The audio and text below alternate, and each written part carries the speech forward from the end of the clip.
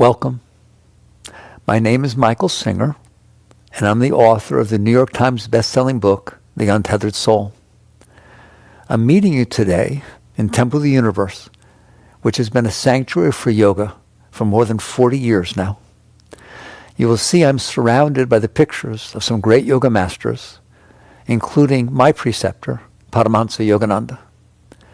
When I was in my early 20s, I was fortunate enough to be given the book, Autobiography of a Yogi, and it completely changed my life. I decided to devote my life completely to yoga, and I am now humbled and honored to be sitting here and have been asked to talk about karma yoga on this auspicious occasion. Karma yoga is one of the most misunderstood aspects of yoga. People use terms such as the yoga of work, the yoga of action, but it is much, much deeper than that. In order to understand karma yoga, you first have to understand the other branches of yoga. For example, hatha yoga is about your relationship with your body. If your body's not healthy, if it's not feeling well, you have to devote your life to dealing with those aspects of imbalances within your body and your prana flow. Likewise, bhakti yoga is about your relationship with your heart. If your heart is exuding uncomfortable emotions, if it's in a state of disturbance, you have to devote your life to trying to get a world around you that satisfies this. If, on the other hand, your heart is in balance and it's feeling love and devotion, you can move on to the higher aspects of your being. Jnana yoga is considered the yoga of wisdom, but that's only once you get your mind together.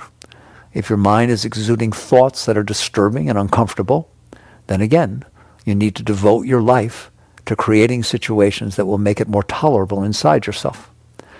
If you learn to contemplate things that are beyond yourself, God, the infinite, the nature of things, the universality of the life around you, it is much more comfortable to live inside yourself. And then beyond that, you go to Raja Yoga, which is about your relationship with your higher bodies, with your body of bliss, and with your relationship with yourself, self-realization. Karma yoga, what's left? Karma yoga is about everything else. That's why karma yoga is the deepest yoga. It's not about your relationship with your body, with your heart, with your mind, or even with your higher bodies. It's about your relationship with the rest of the world, with the rest of what's unfolding in front of you. How do I interact with the reality of life that keeps manifesting before me? That is the topic of karma yoga, and it's often considered the deepest yoga because it is so expansive in one's life. In fact, one of the deepest spiritual scriptures in yoga, the Bhagavad Gita, is considered a treatise on karma yoga. So what is karma yoga? What is our relationship with the world around us? In order to understand that, to begin to truly understand that, you have to understand two things. One, who are you? Who's in there looking out? What is the nature of your being that has a relationship with the world around you?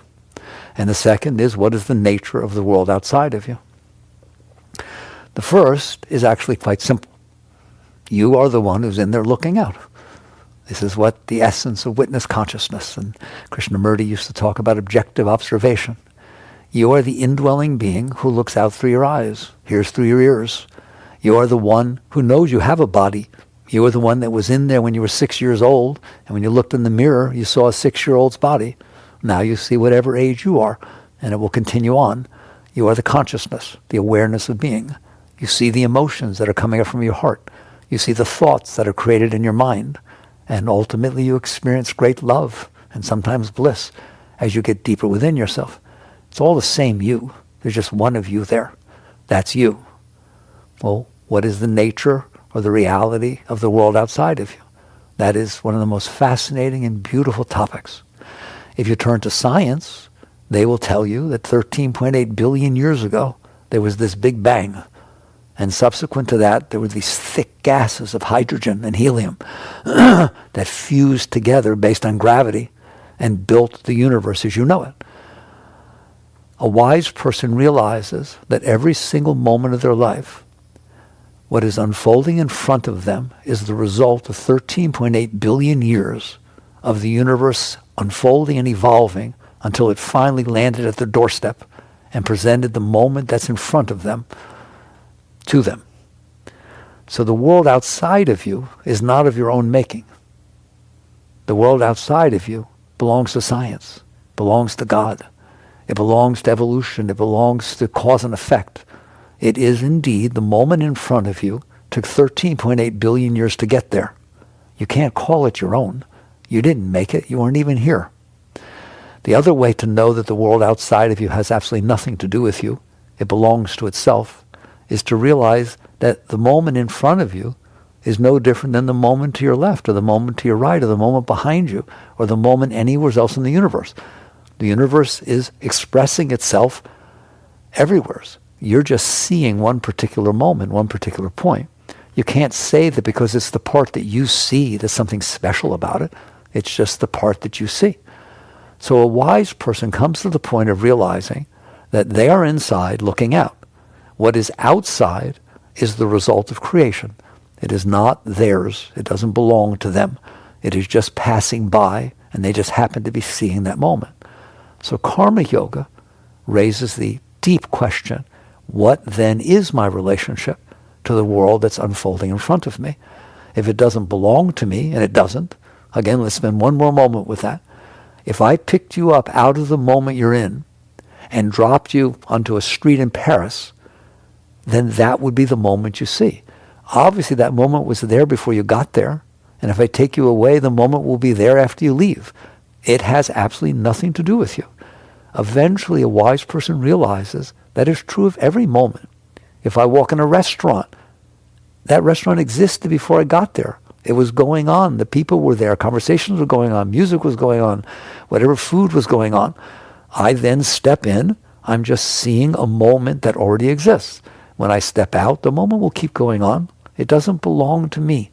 It belongs to itself. It belongs to science. It belongs to God. It's such a beautiful thing to see that the world outside of you exists independent of you, but you are experiencing one particular moment of it. So what is the highest relationship with that? What is karma yoga? Sometimes the easiest way to see something that's very deep is to talk about what it's not. So let's do that for a moment. What is not karma yoga? What is not the right relationship with the world, between you and the world outside of you? It's the one that almost all of us have. If we have not worked with our other yogas, for example, our body, if the body is not healthy, if the body doesn't feel balanced, then when I walk into the moment that's in front of me, I'm trying to use it to make my body balanced. I'm trying to get the food that I want, trying to get the sweets that I want, trying to get the cigarettes that I want, trying to get whatever it is that I think will help my body get over this disturbance and issues that it's having. Likewise with my heart, and especially with my heart. If my heart is not comfortable, if I'm feeling lonely, feeling insecure, feeling jealous, feeling self-conscious, then when I step into the moment, I need something from that moment. I need that moment to help me feel better. And so my relationship with the moment in front of me becomes one of taking. I want to take from this moment as it passes by whatever I can to make me feel better because I have disharmony within my heart. I don't even need to talk about the mind. I think we all understand that. If the mind is exuding thoughts that you feel uncomfortable, that are telling you need things and that people mistreated you and you have issues, not to mention issues of your past. You have all sorts of impressions left in your mind that are uncomfortable. And so now you step into the current moment and you try to take from that moment, from people, places, and things, to create situations that your mind says will make you feel better. So all of this is how we normally interact with the moment in front of us. That's not karma yoga. Karma yoga is much, much deeper than that. Karma yoga says the following: this is the moment unfolding in front of me. I have done the work that I need to do on myself to where my body is in balance. It feels harmony. It feels good to be in here.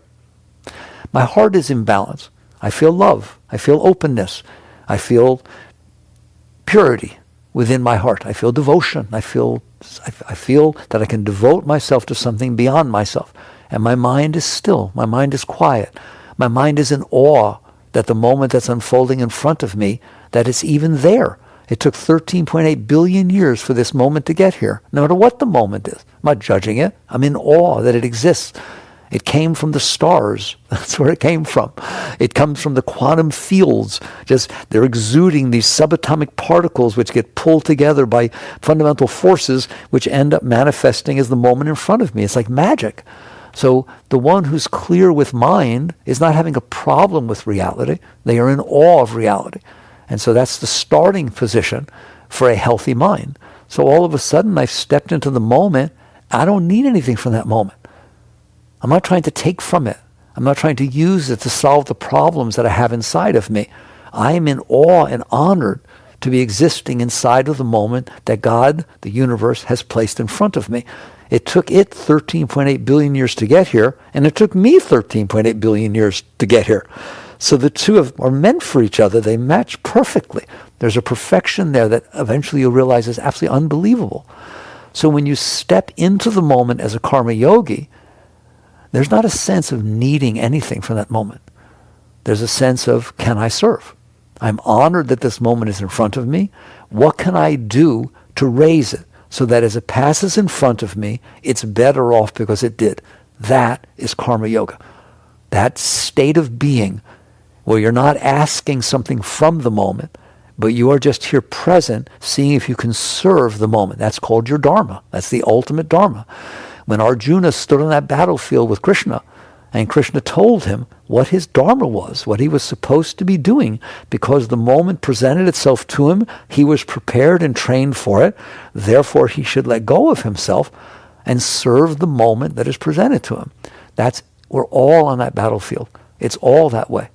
For one who has clarity, who has worked with the other aspects of yoga, so that they feel comfortable within themselves, they come into every moment of life with a sense of service, with a sense of ultimately, I want to make it so that every moment that passes in front of me is better off because it did. There's no absolute answer of what you should be doing, what you shouldn't be doing. What exactly does that mean?